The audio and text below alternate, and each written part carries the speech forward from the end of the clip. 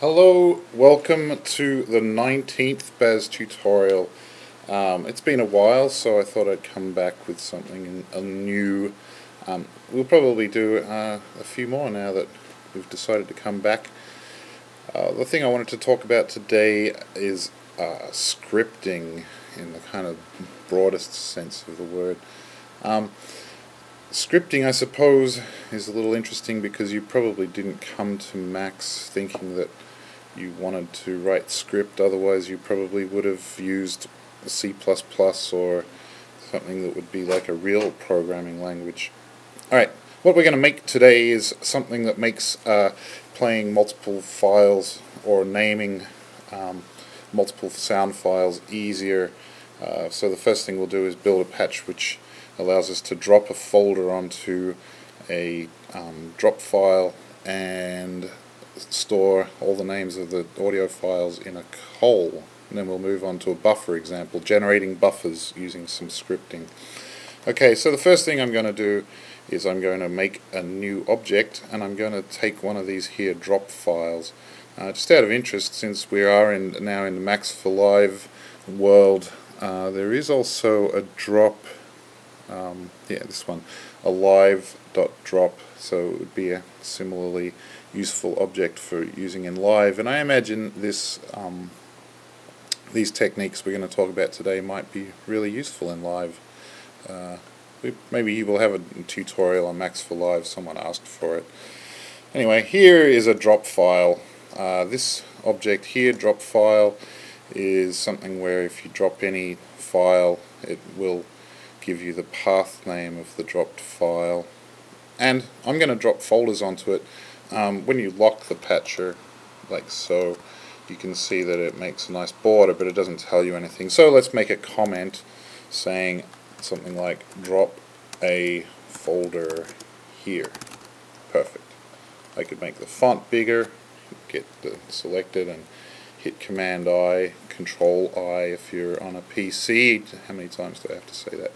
And we could choose a larger font just to make that a little sexier there. Okay, so at least now the user, or even yourself if you forget what you're doing, you can remember that's what this is for, is an area to drop a folder. We could just try, just for the fun of it right now, making a new print object and connecting it up to this drop file thing, and quickly have a look at where I have some files. This might be the folder I work with today. I'm writing an email. I drop that in there, and what does it tell me in the Max window? It's from the print. It says blah blah blah blah blah. It gives you the path for the folder, or I guess for the file, even if you just drop a file on there.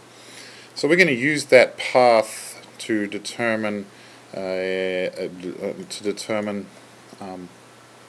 where we're going to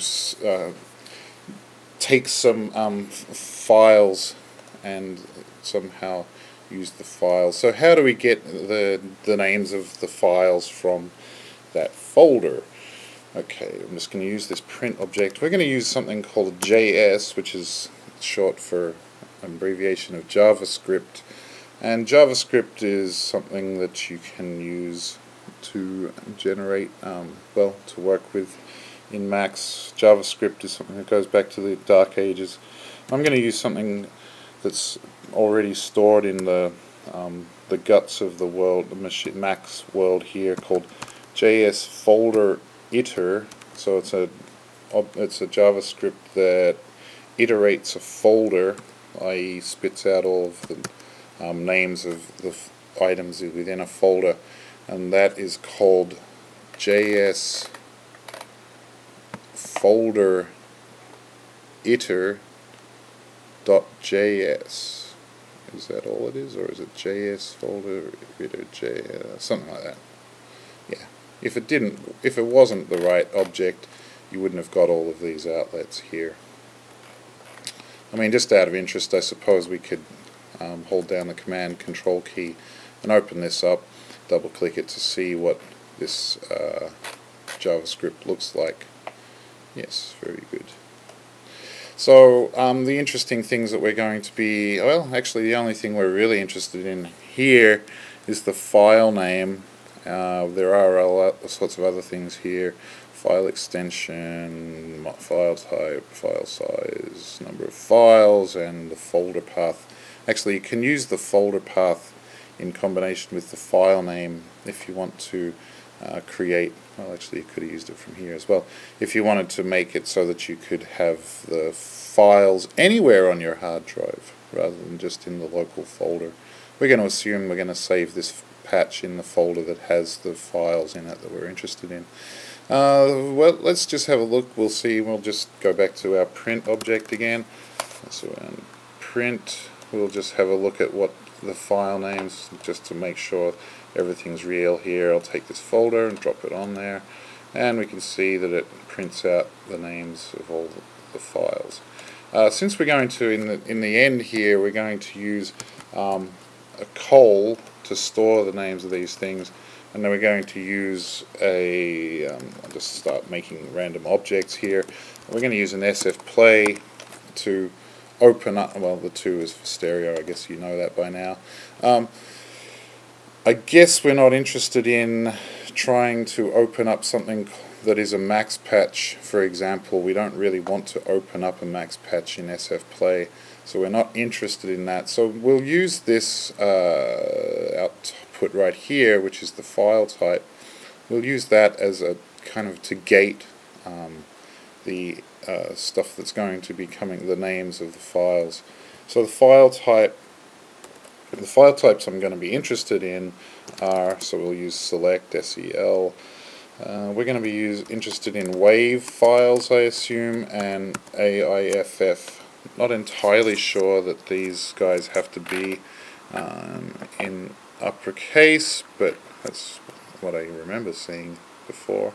So again, we'll connect the file type to the select, the file type outlet, and we're going to trigger a message. So M for message.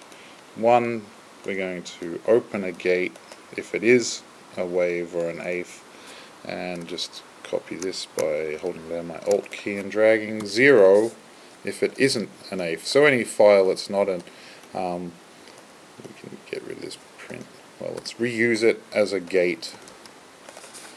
So here's our file name being gated by the result of the select, which is either going to be a WAV or AIF file, and if it isn't, then we're not really all that interested in it. Of course, I've got a little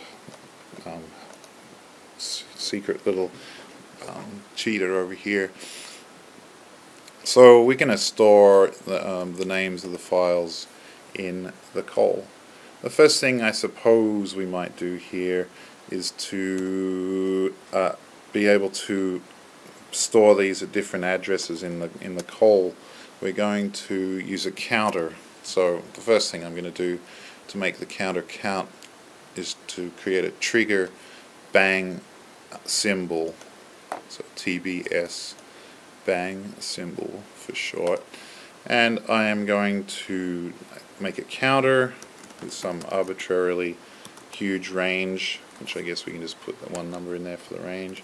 1,000, sure, that's enough. That's plenty. Alright, and we're going to pack these. So we're using a pack, an integer, and a symbol. And these should be fine just to go into our col. We can make sure this is working so that it's actually putting those into our col by again dropping my folder over here and checking that there's actually, voila, the names of the audio files that are in that folder. That's very good.